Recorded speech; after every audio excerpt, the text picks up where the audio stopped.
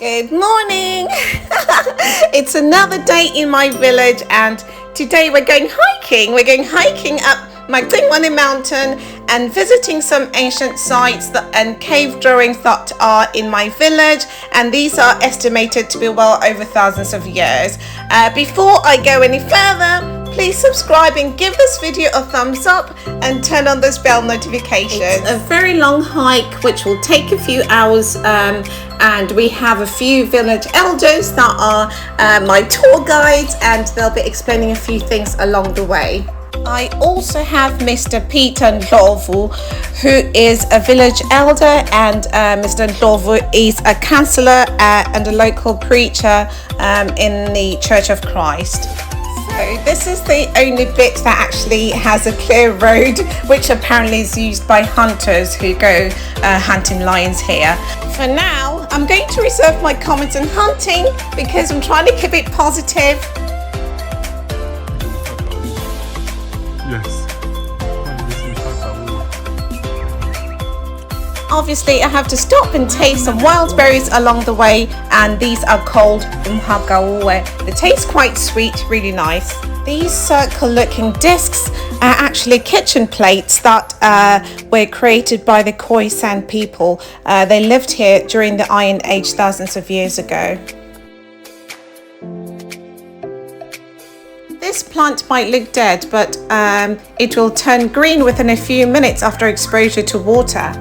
It's called a resurrection plant, but the proper name for it is Myrothamnus flabellifolius. So in Zulu it's called Umazifisi, and in Ndebele it's called Umafavuke, and in Shona it's called Mufandichimuka. So this resurrection plant has been used in African medicine for years, and it can actually treat various ailments.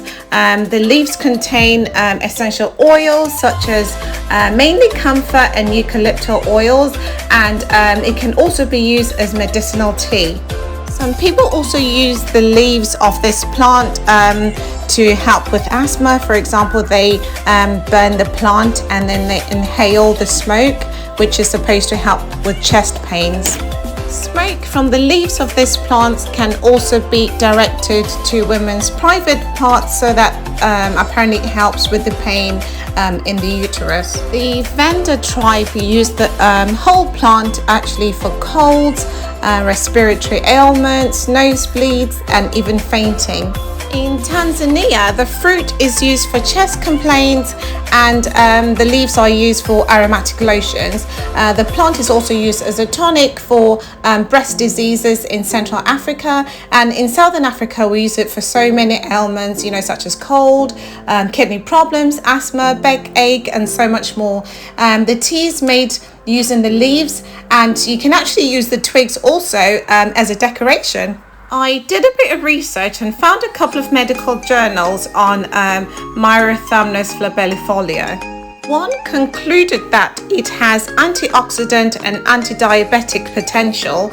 I'll put a link to this study in the description box. I also found another study that states that the plant has benefits that can help with infectious diseases, well-being, respiratory inflammation, wound and kidney ailments.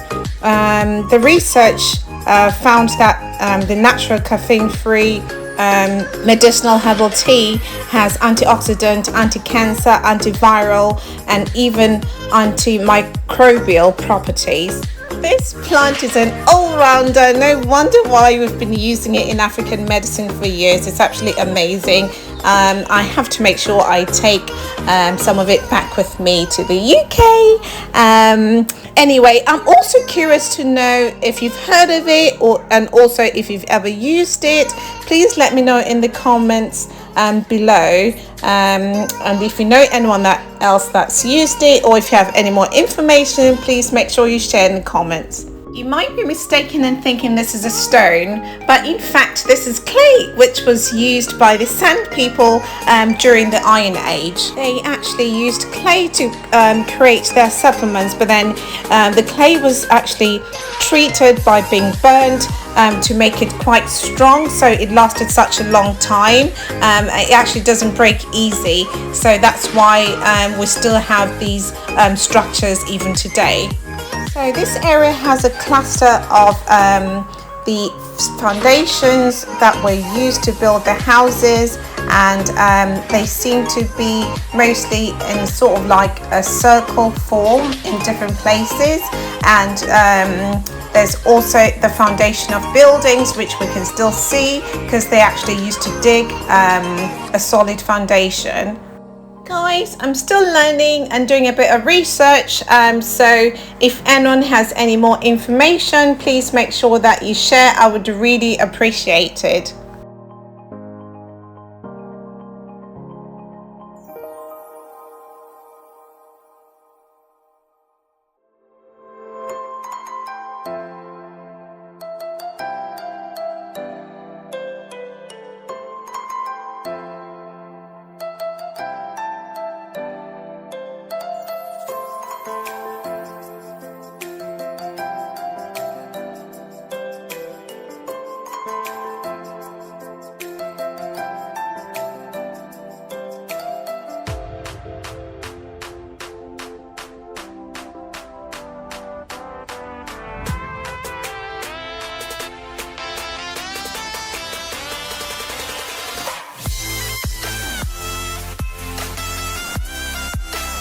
More African medicine. So the bark of this tree is used to treat heartburn. So you just chew the smooth part of the bark, and it works actually instantly. So when you chew it, it becomes a bit slimy, kind of like okra, and then it just treats your heartburn. In English, it's called the raisin bush, and in Ndebele, it's called Umklampunzi, and then in Kalanga, it's called Umtewa.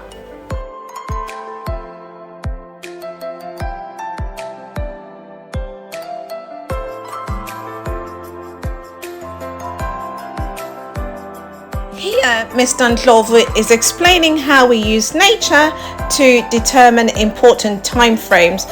For example, this tree is used to determine when you need to stop ploughing. So when the leaves turn yellow, it means it's time to stop in the fields because the cold weather is coming.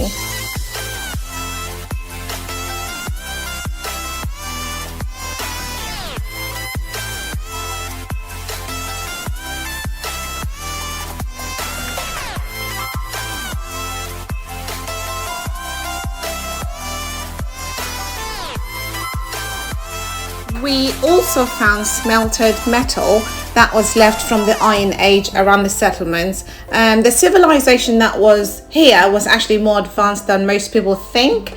They used to melt ore to extract iron for spearheads and various other uses. I'll probably go into more detail in the future when I have my tour guide explain everything and probably show a bit more exhibits. This was my first time visiting, so now I actually have more of an idea on what I can show you guys in a bit more detail.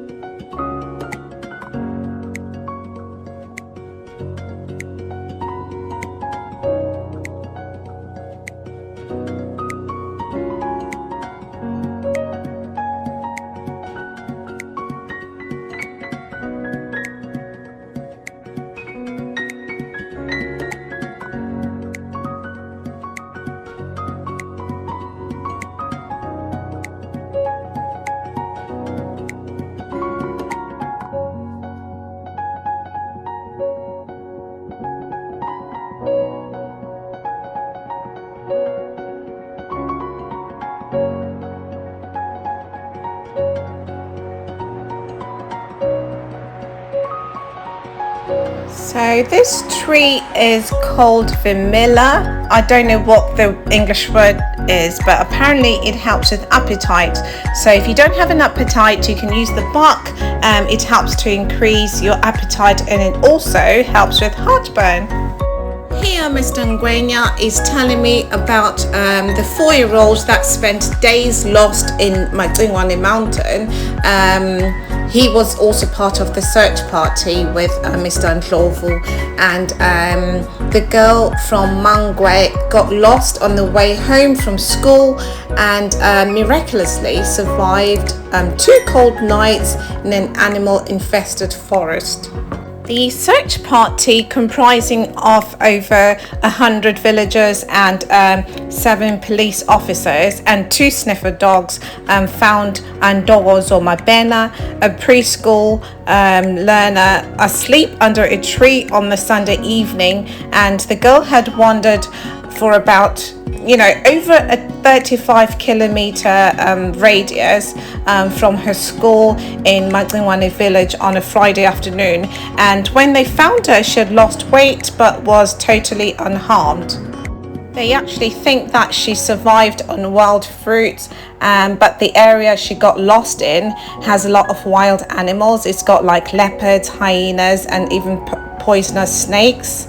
The search party actually suffered bruises and cuts trying to find her because the area is quite a dense forest, but then she didn't have any injuries at all when they found her, which they were saying that is actually a miracle that she survived 2 cold nights with all these wild animals and everything. I guess someone was watching out for her.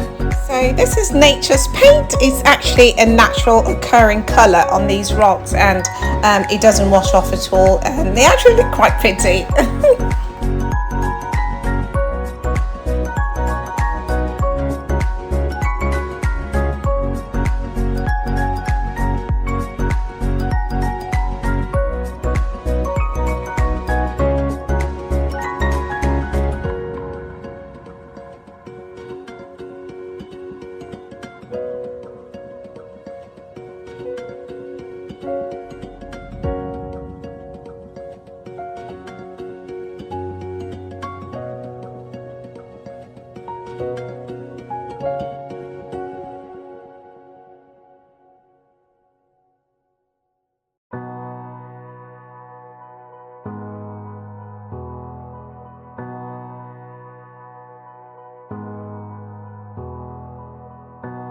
There's so many balancing rocks around this area. It actually looks absolutely amazing. You need to see it in person, and of course I had to have a photo shoot.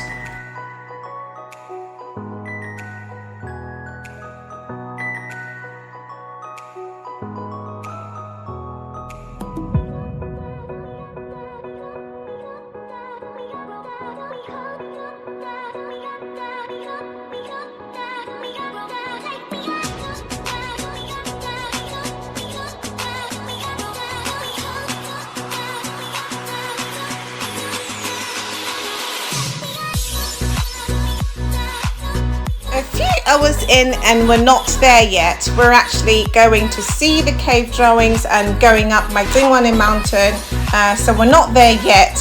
Make sure that you give this video a thumbs up, and please subscribe and turn on this bell notifications, because the second part where we actually see the cave drawings and also go up the mountain. If you'd like a tour, make sure you let me know as well.